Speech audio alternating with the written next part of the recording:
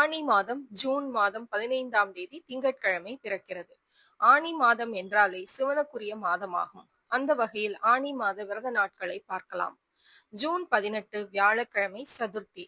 June 20ஆம் தேதி சனிக்கிழமை சஷ்டி விரதம். ஜூன் 22ஆம் தேதி திங்கட்கிழமை ஆனி உத்தர தரிசனம். ஜூன் 25 வியாழக்கிழமை ஏகாதசி விரதம். ஜூன் 27 சனிக்கிழமை சனி மகா பிரதோஷம். ஜூன் 29 திங்கட்கிழமை பௌர்ணமி கிரிவலம். ஜூலை 2 வியாழக்கிழமை திருவோண விரதம். ஜூலை 3 வெள்ளிக்கிழமை சங்கடஹர சதுர்த்தி.